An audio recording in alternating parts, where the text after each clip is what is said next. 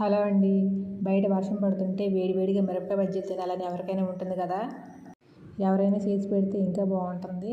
ఏం చేస్తాం కానీ మనకు అదృష్టం లేదు. తింటే బయట కొనుక్కొని తినాలి, లేకపోతే వండుకోవాలి.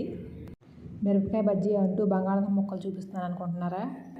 నేను ఇప్పుడు మీకు చూపించేది పొటాటో బజ్జీ. ఇప్పుడు నేను ఎలా చేశానో చెప్తాను. బంగాళాదుంపలు సైజుగా కట్ చేసుకుని కొంచెం ఉప్పు మిరియాల పొడి పట్టించుకుని పక్కన వండించుకోవాలి. మరో పక్క డీప్ ఫ్రైకి ఆయిల్ పెట్టుకుని సిమ్లో వండించుకోవాలి. శనగపిండిలో ఉప్పు, కారం, పసుపు, వాము, వంట సోడా వేసి తగిన నీళ్లు పోసుకుని కలుపుకొని వండించుకోవాలి. నూనె వేడైన తర్వాత ఉప్పు పట్టించి పెట్టుకున్న బంగాళాదుంప ముక్కలు పిండిలో ముంచుకుని ఒకటి ఇలా వేసుకోవాలి.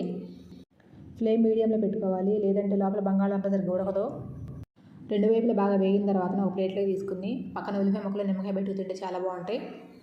కారంగా తినాలని వచ్చినప్పుడు ఫస్ట్ గుర్తుకొచ్చేది నాకు బజ్జీలే. అంత ఇష్టం నాకు. మీకు కూడా ఇష్టమైతే కామెంట్ చేయండి. వీడియో నచ్చితే లైక్ చేయండి.